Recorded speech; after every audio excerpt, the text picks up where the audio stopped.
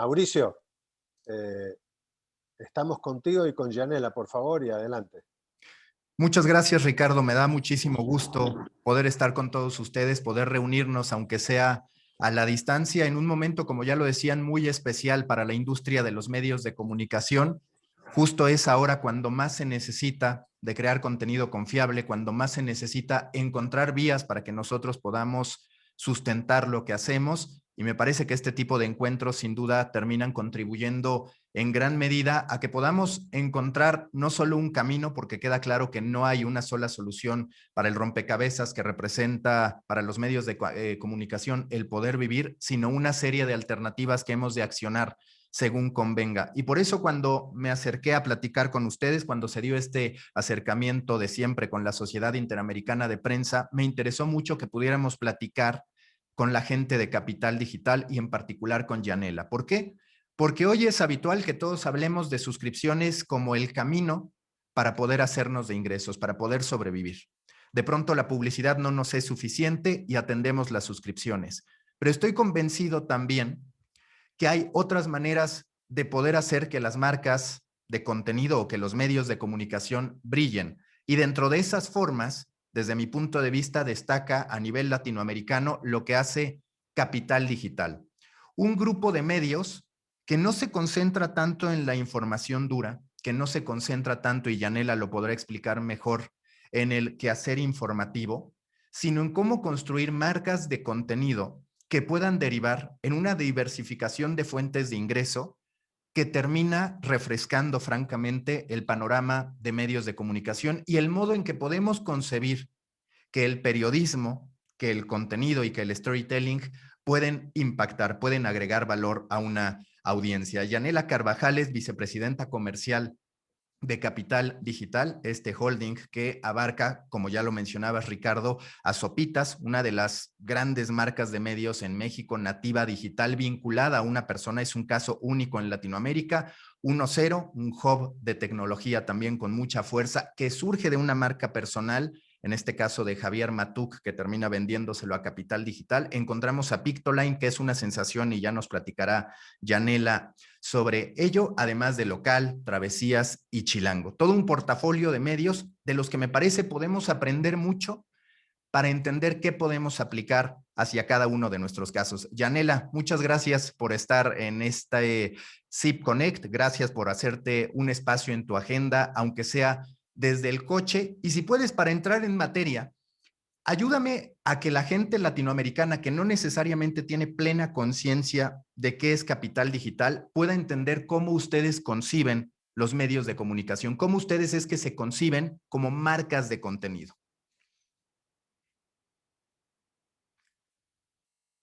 Estás muteada, Yanela. Muchas Ahora gracias, sí. Mauricio, y a la Zip Connect por darme esta oportunidad. Justo llegando de un vuelo y encantada de platicar con ustedes de lo que hacemos en Capital Digital, y un poco me gustaría continuar, creo que pensando que estamos muchos en lo mismo desde diferentes geografías, pero con las mismas problemáticas y oportunidades en muchos sentidos, ¿no? Y a mí me da mucho gusto trabajar en Capital Digital porque justo platicaste y empezaste diciendo el caso tan particular que es Sopitas, ¿no? Y en el contexto del 2006, de las elecciones en México, lo que hizo Sopitas, que era una persona que venía del radio, que tenía un storytelling, un discurso muy relajado, que le hablaba a los jóvenes, de repente creció esta persona, que es Francisco Alanís, y empezó, pero no por eso cambió su manera de contar historias, ¿no? Tanto en el mundial, los deportes que le encantan, tanto en la música, que también es de primera mano sus intereses, pero desde el 2006 empezar a hablar de política, ¿no? O no de política, pero de estas cosas sobre la política que a todo el mundo le interesa, pero no quieren una discusión sofisticada o más que sofisticada, tradicional, que los medios de forma pues seria, y porque así es su deber ser, lo hacían, ¿no? Entonces, creo que lo que generó eso a la hora de que se integraron las marcas que bien mencionas en Capital Digital, tenemos eso en común. Contamos historias como si te las contara un amigo, como nos quitamos un poquito el sombrero de la seriedad, sin eso que nos quite credibilidad o compromiso con la verdad. No nos casamos, o sea, somos enemigos del clickbait, del fake news, y lo que nos hemos dado cuenta que siendo aventurados o originales en la manera de contar historias, hemos logrado posicionarnos de una forma muy veloz en el mapa de marcas de contenido en este país. Como bien lo mencionas, más que verticales, nos vemos como marcas que, sobre todo, y en el caso de Pictoline, creo que es la mejor manera de explicarla o materializarla, nos preocupa mucho de qué conversa nuestra audiencia, cuáles son sus intereses, ¿no? Y más allá, porque es un tema, o sea, que me apasiona y me encanta hablar y platicarles del contexto de nuestras marcas, creo que para nosotros como medios de comunicación, al igual que muchos de los participantes a este evento, pues nuestra preocupación tiene que ver con el modelo de negocios, ¿no? Creo que ahorita nuestra competencia no son otros medios de otras marcas de contenido, sino es el buen contenido per se, ¿no? Ahorita donde podemos acceder con una suscripción a películas increíbles, a música increíble, a conciertos increíbles en todas partes del mundo, la manera de que nuestra generación de contenidos cada vez sea mucho más atractiva para que el usuario esté dispuesto a pagar por ese contenido, creo que es muy importante. Sin duda la publicidad sigue siendo la base, pero no me parece menor el cambio o empezar a cuestionarnos como publishers de qué nuevo valor qué nuevo valor vamos a aportar en nuestra forma de comunicarnos, ¿no? Bien decía al principio como la infografía o la calidad visual ya dentro de las noticias es importante, y es algo que nosotros encontramos con Pictoline, ¿no? La manera de sintetizar al meme la información se vuelve súper interesante. Y sin embargo, no hemos, todavía nos vemos a algunos años antes de que podamos encontrar el paywall o el pago del usuario, ¿no? Entonces, en parte de nuestras, como bien mencionas, Mauricio, nuestras formas de monetización, por ejemplo, en Pictoline es la generación de producto físico, ¿no? De libros, de camisetas, de diferentes formas de estar en la casa del usuario, ¿no? Para que pues nos acompañe y sobre todo le generemos valor. Creo que ese es el paradigma a nivel generación de contenido que tratamos de vencer todos los días, ¿no? Lo que nos importa es entender a nuestra audiencia para generarles la información como la necesitan saber en el soporte en el cual ya la consumen, ¿no? Y aquí, Yanela, te quiero hacer una pregunta, porque justo algo de lo que más me interesa de lo que han hecho con Pictoline, además del modelo comercial, que ya te haré algunas preguntas muy precisas, es, ustedes han demostrado que lo visual, que los dibujitos, si lo queremos simplificar, pueden generar y pueden empaquetar historias que trascienden. Es decir, Pictoline, por un lado, es muy atractivo visualmente, tiene una viralidad que es única en Latinoamérica, que están intentando replicar, pero con sus alcances, con sus acotaciones, medios que también tienen mucho éxito como Redacción o como el Surti de Paraguay. Pero hablando de ustedes en lo particular, han logrado combinar viralidad con un toque de temas que muchas veces son sensibles, como el tema de la equidad de género, como el tema de la discriminación, como el tema del racismo. En realidad, Pictoline se mete de manera constante a este tipo de temáticas y ayuda a informar a través de un empaquetamiento, pues que de primera instancia el periodista no necesariamente valoraría mucho. ¿Cuál dirías que ha sido el aprendizaje a este respecto y cómo es que ustedes elaboran este contenido que podríamos decir que tiene un alcance latinoamericano a partir de las estadísticas, no solo en México. Ay, me encanta que me preguntes de Pictoline. Bueno, todas mis marcas las quiero mucho, pero sí el modelo de Pictoline es muy interesante para contar en estos espacios. Primero te diría que viene desde su concepción. Pictoline nace muy diferente a lo que nace un medio tradicional, porque su creador, sus creadores son Eduardo Salles y Gustavo Guzmán, y ninguno de los dos son periodistas, ¿no? Ninguno de los dos son editores, y Gustavo pues es un empresario y Salles es un publicista. Entonces lo que decidieron es desde un principio pensar cuál estaba siendo el problema en la comunicación, no en los medios, no en la publicidad, sino en la comunicación. Y llegaron a la conclusión que de repente estábamos comunicando por el canal digital de la misma forma en la que nos comunicábamos tal vez desde un periódico o desde una revista. Entonces Salles, que es ilustrador, no de forma profesional, pero ilustra muy bien, conectó estos dos puntos como si fuera un diagrama de Euler, ¿no? Y vio cómo el problema y la pregunta de cómo comunicarnos mejor y cuál será el canal adecuado. Entonces, lo que ellos desarrollaron fue transformar la información en imágenes para compartirla, y ahorita lo mencionaban sobre los esquemas de análisis de audiencias. Eso es muy importante en Pictoline, el momento y la plataforma de publicación en el momento exacto. Y el otro modelo diferenciado que aportamos, creo, fue que no tenemos un sitio, y bueno, sí lo tenemos, pueden entrar a pictoline.com, pero yo no llevo al usuario ahí, más bien yo busco al usuario con mi contenido y lo alcanzo. Y eso es, digamos que el origen. La forma de generación del contenido para mí es alucinante, y ahí le llamamos la trifecta del tocino, ¿no? Que tiene que ver, nosotros le llamamos a nuestras piezas bacons, y tiene que ver con que hacemos muchísimo social listening, de hecho le llamamos social engineering, y de ahí el siguiente punto de la trifecta, que para mí es el más importante, es la síntesis creativa. Aprender a editarnos, ¿no? Editarnos de manera que a veces nos cuesta trabajo ver, todo es importante en una investigación, pero cuando tienes que llevarlo ahora sí que a la escala mínima de un meme, haciendo el paralelismo, pues es súper importante aprender a editar. Y por último, el soporte, que es el diseño, ¿no?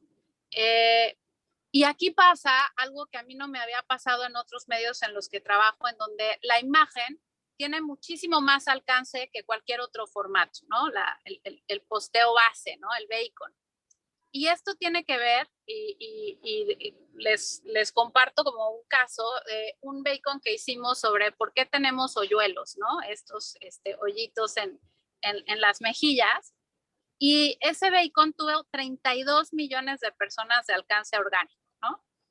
Sin nada. Y decías, bueno, pero este tema no es ni de coyuntura, nadie, y me dirían, Jane, pero nadie está hablando de los hoyuelos en la atmósfera social, pero lo que tiene es que conecta con la necesidad que tienes de compartir cuando ubicas a alguien que tiene el hoyuelo, ¿no? Entonces, el shareability en el contenido de Pictoline es la base que permite que tengamos este alcance pues tan fuera de proporción y tan increíble que muchas veces inclusive le da la vuelta al propio algoritmo. Y es un tema de shareability. Entonces, aquí el aprendizaje es un poco analizar cuál es el problema y pensar mucho a quién le vamos a comunicar. Y yo aquí también quiero que retomemos un caso que me parece único, otra vez en el mercado latinoamericano. ¿Por qué? Porque muchas veces los medios de comunicación hemos sido un poco torpes al momento de darnos a desear. Es decir, ¿qué termina pasando? Los medios sabemos que tenemos que monetizar y entonces aceptamos muchas veces migajas, podríamos llamar, de las marcas.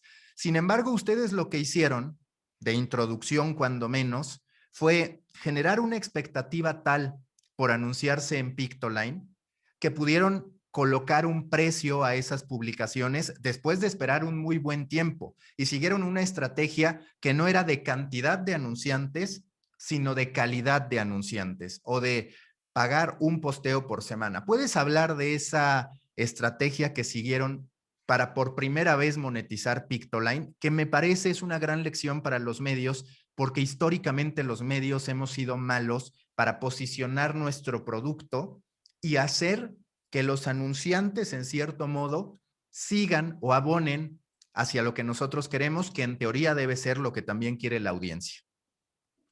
Claro, pues sí, definitivamente el modelo de comercialización hacia la publicidad de Pictoline fue muy innovador, ¿no? De entrada creo que de entrada lo más importante es que creamos un producto diferente. En segundo lugar, nos comparamos con lo mejor, es decir, hicimos un análisis desde el punto de vista comercial y elegimos en ese momento, que fue 2015, el formato que estaba siendo vendido de forma más cara y más exitosa, ¿no? En el entorno digital en México. Y decidimos usar ese precio como referencia porque estábamos seguros de que lo que estábamos creando iba en ese sentido, ¿no? Y valía lo que valía. Y por el otro, pues el tema del valor, del scarcity, de limitar la cantidad de publicidad que teníamos, de limitar el tipo de anunciantes, de tener también posiciones muy firmes, como bien dices, el tema de feminismo, los derechos humanos, LGBT+, y medio ambiente son pilares que para nosotros son inquebrantables, ¿no? Entonces, creo que en mi experiencia, lo que nos permitió poder realmente ser exitosos, porque una cosa es decir lo que queremos que valgan las cosas y otra cosa es que el mercado esté dispuesto a pagar por ese precio. Creo que ahí el punto en donde ahí sí Gustavo atinó de forma muy precisa fue en generar muchísimo valor a los dos jugadores importantes en esta ecuación, que fue a nuestra audiencia y a nuestro cliente, ¿no? Entonces, creo que eso ha permitido que año contra año hayamos tenido los crecimientos que tenemos, que son del 100%, y sobre todo cada vez, si bien en un principio la actitud de los clientes y de las agencias era, no hombre, están locos, van a quebrar en 15 días, ahora darse cuenta, y sobre todo algo que a mí me gusta y le comparto mucho a los clientes, es realmente nosotros buscamos relaciones de largo plazo para construir una alianza de comunicación para resolver tus problemas y tus objetivos publicitarios. Pero tienes que confiar en mi manera de hacer el contenido, porque de otra forma, pues no vamos a lograr darte lo que estás esperando o lo que estás pagando. Entonces, cuando el cliente confía y acepta y tiene la experiencia con Pictoline, de verdad tenemos un índice de recompra y de fidelidad muy interesante, porque somos una buena opción para compartir conceptos, para explicar temas complejos y sobre todo para que la marca se acerque de una forma muy sutil, muy natural, muy orgánica a la audiencia, ¿no? Entonces, básicamente creo que, y suena muy fácil decir, si tienes un buen producto, todo el mundo está dispuesto a pagar el precio por ese producto. Suena fácil, no lo es, pero sí es real. Generar algo que le interesa a la audiencia y le es útil al cliente, eventualmente te va a permitir vender a precios pues fuera de mercado tal vez, pero al final se rentabiliza y por eso hemos tenido la confianza de nuestros anunciantes. ¿Qué sigue para Pictoline? Es decir, ya conquistaron el mercado gráfico, al final termina siendo un producto limitado en cuanto a las posibilidades de monetización, porque sí, han tenido éxito a ese respecto, pero también sin duda necesitan ampliar esas fuentes de monetización. Lo han empezado a hacer a través de stories. ¿Hacia dónde planean ir con lo que está haciendo Pictoline, eso por un lado, y en segundo, si puedes hablar de la penetración que tiene, porque es algo que Gustavo me ha contado, la penetración que tiene Pictoline en Latinoamérica, el porcentaje de consumo que se da en otros lugares, que atiende una tendencia que hoy vemos muchos medios de comunicación, que es la globalización del periodismo o de las historias en español. Pues sí, mira, ¿qué sigue en Pictoline? La verdad siguen muchas cosas. No puedo contarles desde ahorita, pero digamos que son proyectos que salen de media. Son nuevos canales o son nuevas maneras de utilizar nuestro... Nosotros como nos definimos somos una empresa de diseño de la información. Entonces, diseñando información, estamos buscando nuevos canales, plataformas digitales para llegar a la audiencia. Eso digamos que en este plano atmosférico digital, ¿no? En el ecosistema digital. Con respecto a otras maneras de comunicarnos, como tú dices, la ilustración ya es nuestro commodity, ¿no? Y sobre todo cuando pues ya otros medios lo hacen, ya ves el bacon de cierta manera comoditizado, como tú dices, hicimos las stories, los motions.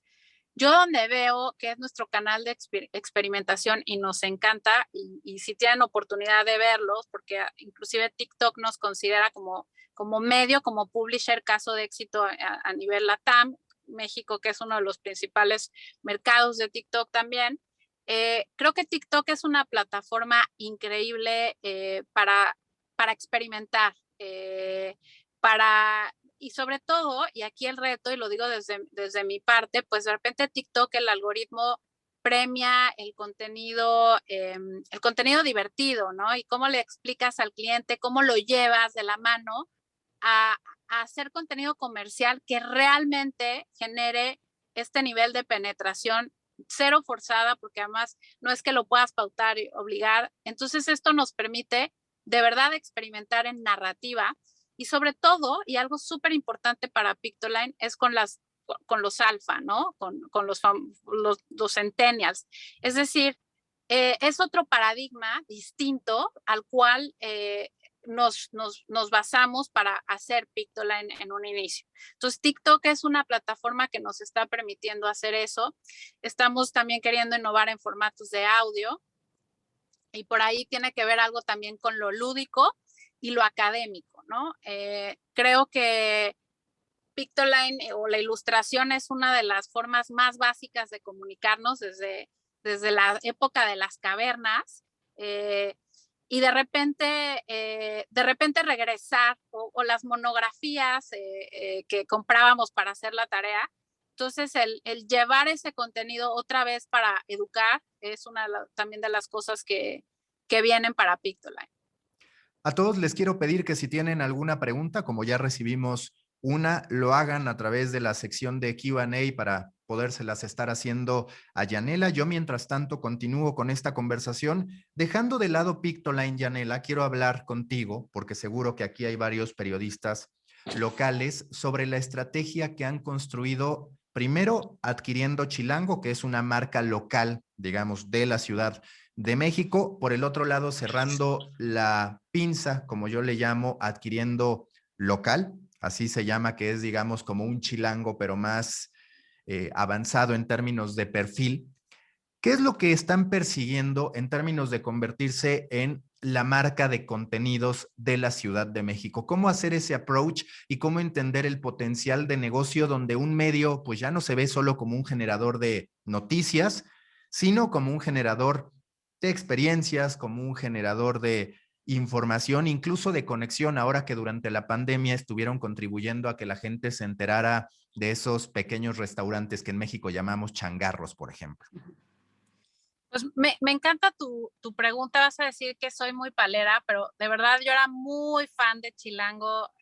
Es una marca que tiene casi 20 años en México y era una marca un poco indie, ¿no? Alternativa, en donde escribía, principalmente su soporte era la revista, y escribía sobre, en una ciudad de 22 millones de habitantes, pues nunca te la acabas, ¿no?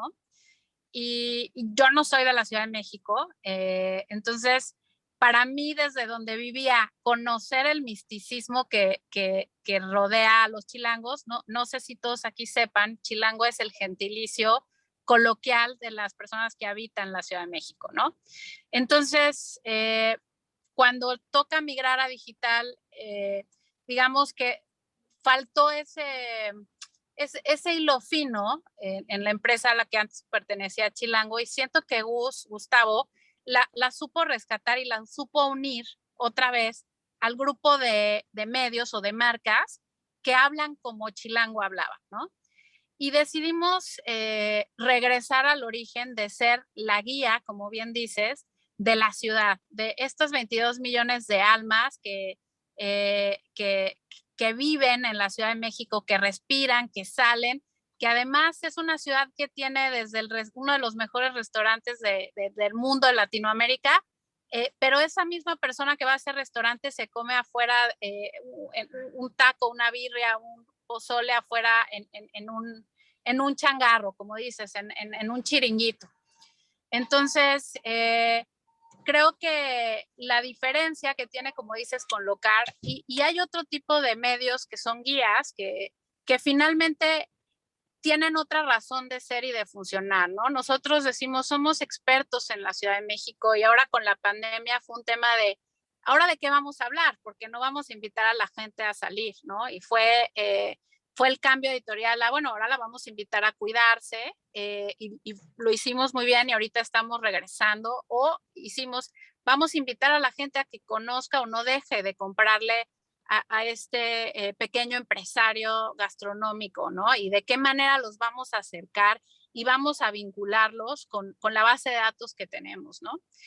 Y local, por el otro lado, creo que tiene nos da la oportunidad de hablar, de hablarle en su idioma a los dos tipos de gustos de las personas que disfrutan la ciudad, ¿no? Desde la parte de guía general, digamos, no quiero decir masiva, pero sí amplia, diversa, es un crisol, ese es nuestro storytelling desde Chilango, y la verdad, con un mercado tan grande, pues también es importante saber que tenemos anunciantes nacionales, aunque hablamos de forma local, porque también se ha vuelto una brújula turística, ¿no? Y en local vamos mucho más al nicho, ¿no? Que tal vez nos gusta llamarlo el turismo o el nicho o el segmento high and low, pero que sí a nivel poder adquisitivo, digamos que sí está microsegmentado o está mucho más dirigido en la comunicación hacia ese mercado. Entonces creo que nos da la oportunidad de seguir siendo súper diversos, como nos encanta, pero también poder generar experiencias muy puntuales, muy locales y muy para estas personas que tienen gustos sofisticados, pero no por ello dejan de tener esta experiencia mucho más low, ¿no? Entonces, la fusión de estas dos marcas creo que nos está presentando una oportunidad no solamente en la narrativa y a nivel periodístico, hablar y acercarnos a la gente, porque, por ejemplo, ¿no? En Chilango las noticias del metro son súper relevantes, ¿no? Y ahí podemos seguir hablando de eso, del newsy, de lo que pasa en la ciudad, no solamente en la escena pues del salir, del convivir, etcétera, ¿no? Y en local sí nos mantenemos en el esquema mucho más poético, mucho más narrativo, mucho más, pues sí, desde el punto de vista del estilo de vida y pues alejados del tema de hard news. Yanela, aquí llega una pregunta que me parece interesante. Pregunta Horacio, ok, están apostando por nichos, en este caso por marcas de contenido, que dicho de otra manera podrían ser verticales. ¿Cuál es la lección que tú desde Capital Digital has aprendido, no en términos tanto de la generación de contenido, sino a nivel de comercialización? ¿Cuáles son las máximas de tu equipo para poder atender las necesidades de las marcas, para poder activar cuando hay propuestas que pueden integrarse en conjunto? Porque históricamente siempre es un quebradero de cabeza para los medios de comunicación cómo estructurar a sus equipos de ventas, porque está el que sabe de deportes, pero del otro no, el que no tiene contactos en determinado sector. ¿Ustedes cómo lo han estructurado para ir unidos y a la vez entender cuando se trata de un proyecto que va solo para una marca? Bueno, me encanta también esta pregunta. Creo que la primera, y voy a ser repetitiva, es la generación de un producto diferenciado, ¿no? El empaquetamiento de lo que, de cómo se genera, qué alcance tiene, cuál es la lógica del producto, ¿no?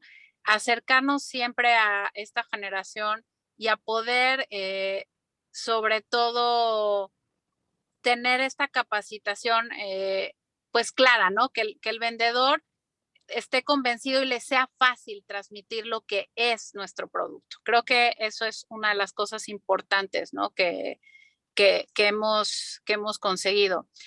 Y la otra, que es muy importante para mí, es el tema de conocer al cliente más que a tu pareja. Y de esta manera, en vez de que conozcas tu vertical, es decir, soy experto en 1.0 en la tecnología y entonces voy y doy mi discurso de por qué me tienes que, por qué te conviene anunciarte. A nosotros nos gusta preguntarle a los clientes, ¿cuál es tu problema?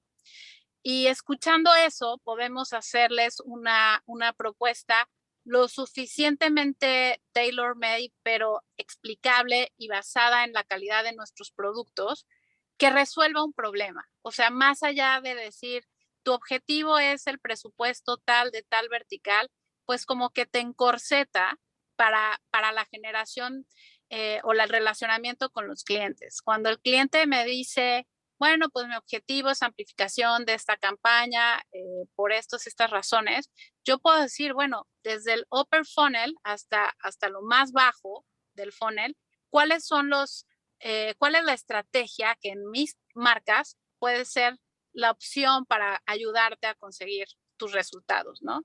Entonces creo que nosotros no dividimos al equipo de ventas ni en industrias ni en verticales, sino más bien los especializamos en conocer nuestros productos para poder hacer estrategias muchísimo más amplias o sobre todo no amplias, pero quiero decir que resuelva un problema auténticamente del cliente y no un problema de alcance de presupuestos o de capital digital. Ahorita hablabas de la creación de producto, que desde mi perspectiva es algo en lo que los medios de comunicación, la industria en general, ha fallado. Digamos, creamos mucho contenido, pero no necesariamente ese contenido se convierte en un producto, como tú lo llamas, diferenciado. ¿Qué tan recurrente es? Ahorita ya hablaste de la parte del brief, de escuchar al cliente, de conocerlo y hacerle una propuesta para él. ¿Qué tan recurrente o qué tan redituable ha sido el otro camino, Yanela? El de decir, a ver, mi equipo creativo tiene una idea, tiene un proyecto, se lo voy a presentar a determinadas marcas para ver si les interesa, que siempre son estos dos caminos, la petición del cliente o la idea creativa del medio que se acerca hacia un cliente. ¿Cuál ha sido el resultado de este segundo acercamiento? Puedo decir que ha sido bueno a nivel, a mí me gustan mucho las propuestas en lo personal tailor-made. Tratamos de medirlas. Digamos que creo, y voy a ser un poco ambiciosa en mi argumentación, pero creo que hemos logrado equilibrar el número suficiente, igual un poco de contexto, aquí en México pues, vender bolillos es el producto, digamos, que más rentable para una panadería, ¿no? Entonces eso es nuestro producto de casa. Y el tailor-made creo que nos ha permitido ser más creativos en ciertas cosas, porque algo que siempre pensamos, y es parte de nuestro discurso y nuestro proyecto en ventas y todo, es, para mí lo más importante es mi marca, cuidar mi marca. Y eso te puede dejar tranquilo, porque no voy a hacer algo por dinero que pueda dañar a mi marca. Entonces, en ese espacio o en esa combinación nos permite hacer proyectos únicos. Por ejemplo, hicimos la identidad de la Maratón de la Ciudad de México o la Bienal de Ilustración, tal vez, o hacemos el viewing party de sopitas. Sí lo hacemos, pero nos gusta. Hicimos también un proyecto bien padre con Act2 y con Cheerios, de unos bowls. Sí nos gusta hacerlo tailor-made, pero nos gusta tenerlo muy, muy equilibrado, porque al final del día somos apasionados de la comunicación, nos encantan los medios, pero somos un negocio, somos una empresa.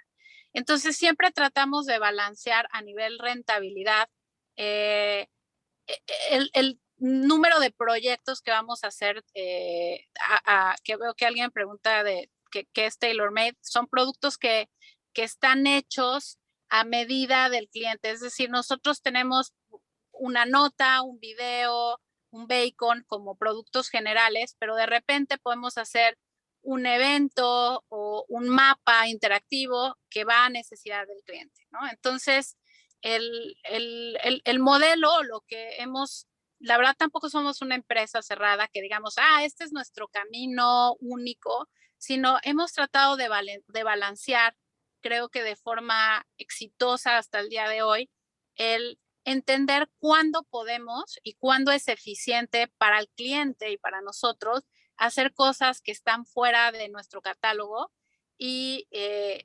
hacerle, y pues llevar también al cliente a que nuestro catálogo de productos también está tan bien pensado que les va a funcionar.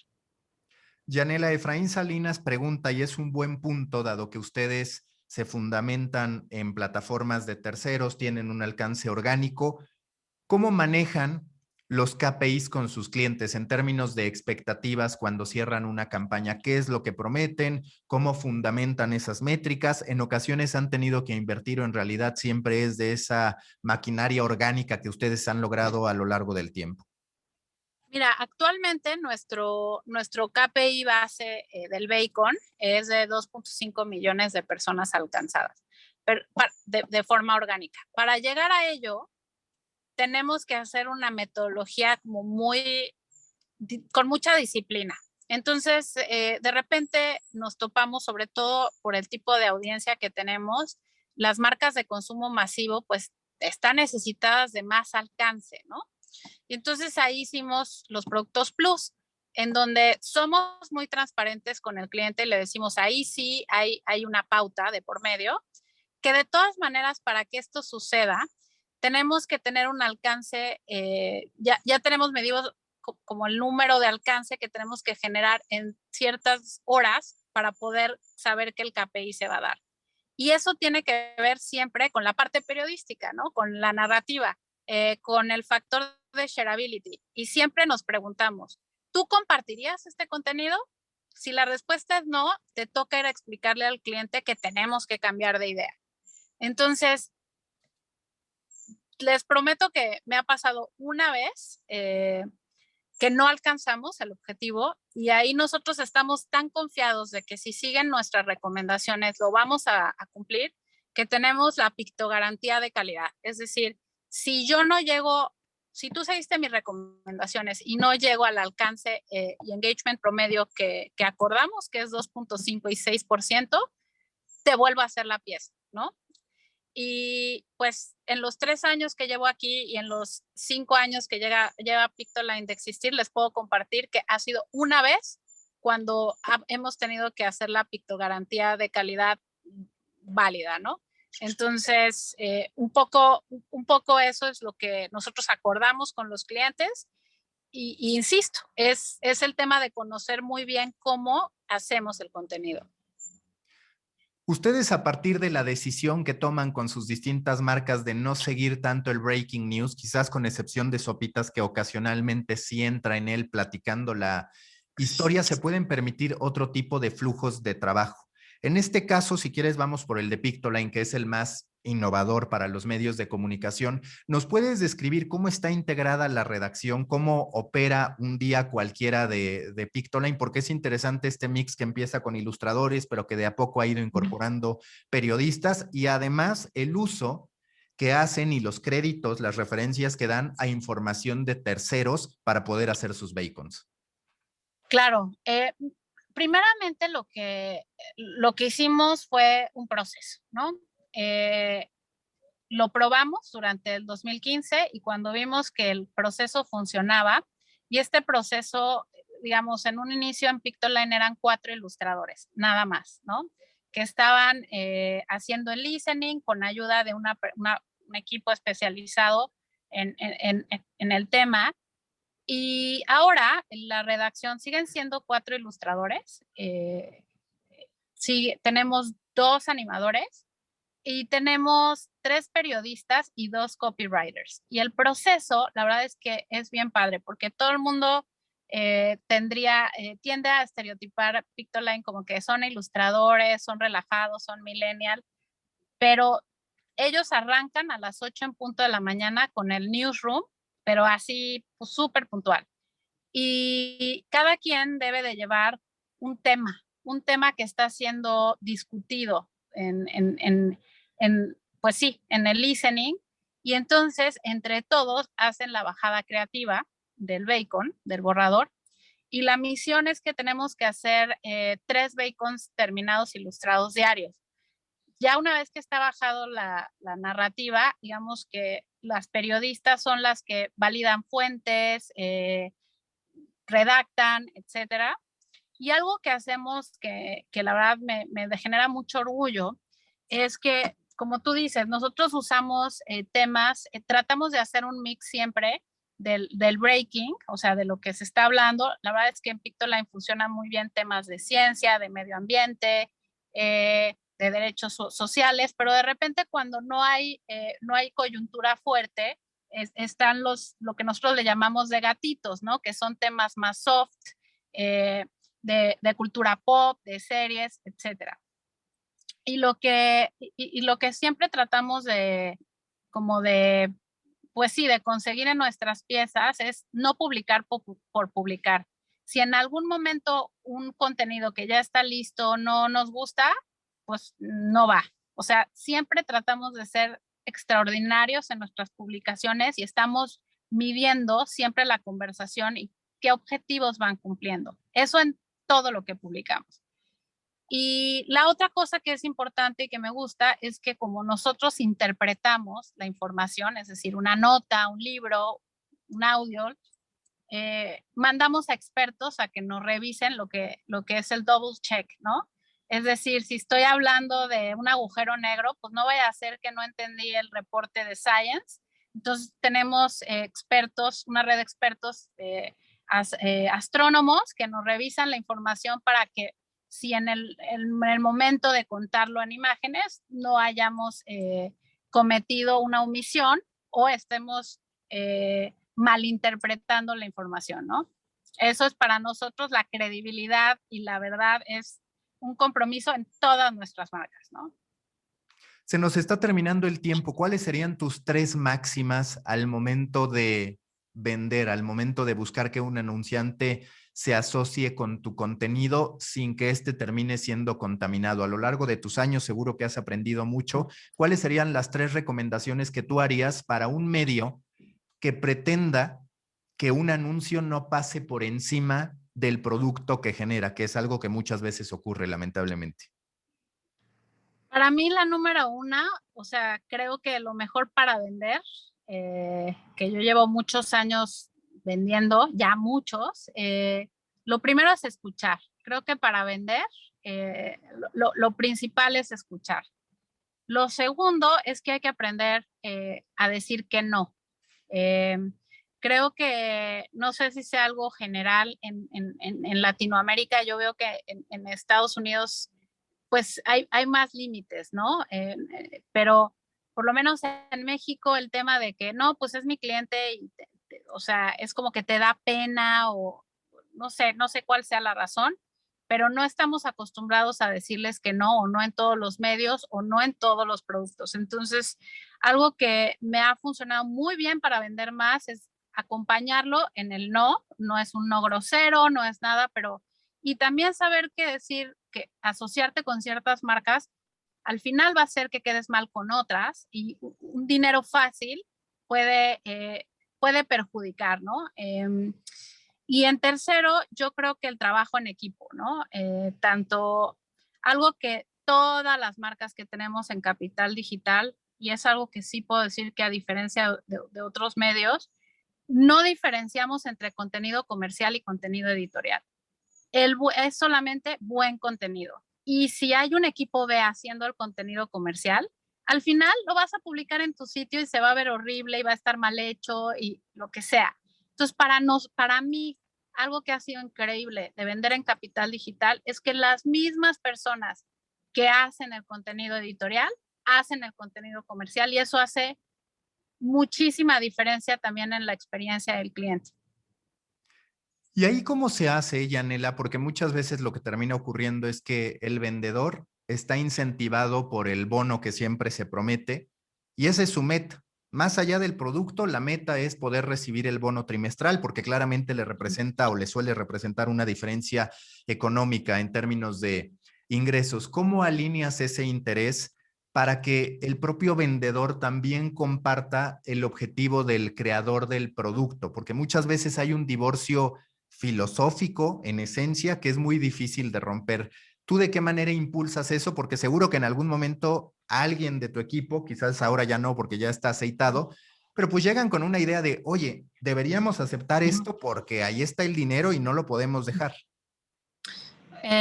Pues fíjate que ha sido un tema de músculo. O sea, al principio como cuando empieza uno a ir al gimnasio te dolía, ¿no? Cuando llegabas tú súper emocionado, mira, traigo un contratote, este cliente ya lo convencí, ya me dijo que sí. Y es, híjole, pues rompe las políticas editoriales y no va, ¿no? Y creo que a largo plazo, no es largo plazo, pero al mediano plazo, empezamos a ver que justamente esos proyectos que tal vez implementamos en otras empresas en las que trabajamos, terminabas con un cliente enojado, ¿no? Con una mala experiencia. Y el decirle que no a esa oportunidad, a la larga, nos hace relaciones mucho más fuertes y placenteras, ¿no? Entonces, no puedo decir que es fácil, ¿no? Creo que, insisto, que cuando tú tienes, por ejemplo, a Francisco Alanís o Gina Jaramillo, que es la directora editorial de Chilango, o a Eduardo Salles, que son los dueños de las marcas, trabajando de tu mano para que el cliente se convenza de que el camino que le propones es el correcto, creo que a la larga pues genera mucho valor, ¿no? Porque ya no es como, yo no hablo con el cliente o dile que eso no se puede ya, sino que creo que hay un tejido muy fino, por un lado, y lo otro que te voy a decir es muy cursi, pero yo cuando entré en Capital Digital, de verdad me impresioné el equipo de ventas, no los editores, sino el equipo de ventas, lo puesta que tienen la camiseta. Entonces, como que sí tienen la convicción de cuidar Sopitas, 1-0, Pictoline, Chilango, Local, Travesías, o sea, están, no sé si eso se enseña o tiene que ver con la cultura de trabajo, pero es algo que para mí me ha facilitado mucho mi trabajo a la hora que tengo que decir que no, porque lo entendemos, lo asimilamos y sabemos que vamos a encontrar relaciones distintas con otro cliente que tal vez pues esta oportunidad nos va a doler y no te creas que no hacemos drama y lo que tú quieras, pero un poco ha sido la experiencia muy particular que he vivido en Capital Digital. La última pregunta de esta sesión para no dejar preguntas pendientes, Carlos Roberto Ferrera, ahora pregunta del otro lado, ¿cómo convencieron al equipo editorial de generar contenido comercial? ¿Cómo enamorar al equipo editorial que además es creativo? Y de pronto, pues no todas las marcas son tan atractivas. Hay unas que cualquiera quiere hacer contenido, quiere hacer historias y otras que son más difíciles. Híjole, ahí sí es una respuesta muy por marca, ¿no? En Pictoline, pues es fácil, la verdad, porque Salles es publicista. O sea, él viene de hacer publicidad. Y entonces lo que él encontró una manera de hacer publicidad como a él le gusta y a mí me toca convencer a los clientes de que sigamos sus recomendaciones, ¿no? En las otras marcas no es igual, debo confesarlo, digo que trabajar con Francisco, con Sopitas es increíble.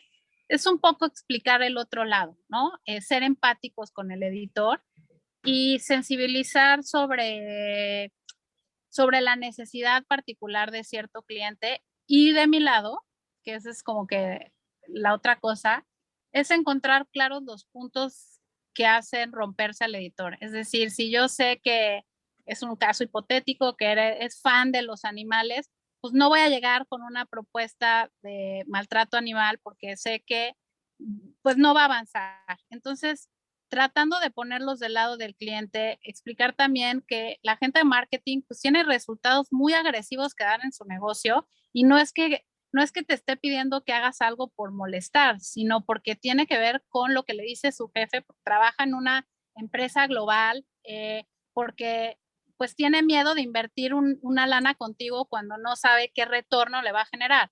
Entonces, eso les digo, no es una metodología, es algo que a mí de forma personal, no solamente en Capital, me ha servido. Y algo en otros lugares en donde yo trabajaba, pues a veces era dura y les decía, oigan, chavos, pues hasta que la audiencia no esté dispuesta a pagar por leerlos, pues vamos a tener que aprender a contar la historia de los clientes de la mejor manera que seamos capaces de hacerla, ¿no?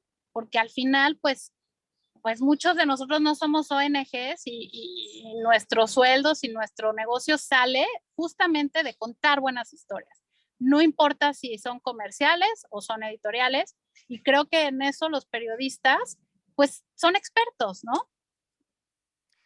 Yanela, muchas gracias. Ya te vas a poder bajar del coche o ya te vas a poder andar en movimiento sin temor a perder la señal. Muchas gracias, disculpen de andar on the road, pero a veces nos toca y pues muchas gracias a todos los que están aquí y por la invitación, a ti Mauricio también por esta charla. Muchísimas gracias, Yanela. Ricardo, te dejo los micrófonos. Horacio, muchas gracias por la invitación.